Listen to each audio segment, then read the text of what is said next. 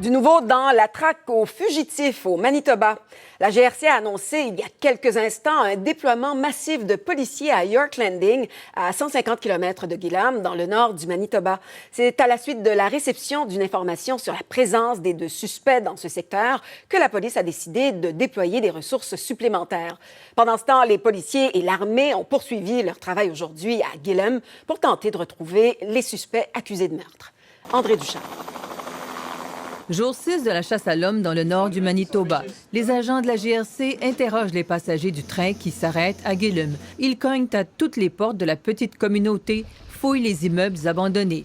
C'est autour de Gillam que Cam McLeod et Briar Schmigelski ont été aperçus pour la dernière fois.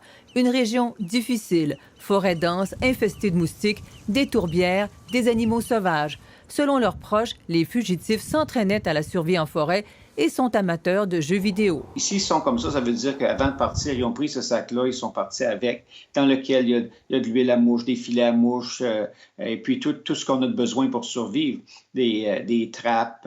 Pour Sherman Kong, qui a fondé une école de survie au Manitoba, c'est leur état psychologique qui est le plus important. Mindset is critical. In this case, because it's not your typical survival situation, there's the added burden of someone looking for them because they're on the run.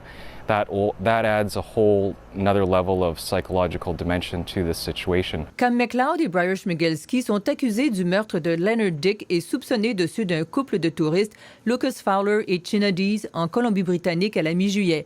Malgré tous les efforts, la traque pourrait être longue, disent les experts. Impossible aussi de prévoir la réaction des suspects lorsqu'ils seront retrouvés. C'est sûr que les policiers, s'ils ont à faire une arrestation avec des risques, n'iront pas du devant, mais ils vont plutôt avoir de la négociation. Ils vont créer des périmètres et ils vont tenter d'avoir une reddition des gens, mais advenant qu'il y a échange de violence, ils vont être obligés d'intervenir et puis il y a un risque de mort. La GRC dit que rien n'indique que les fugitifs aient quitté la région. André Ducharme, TVA Nouvelles.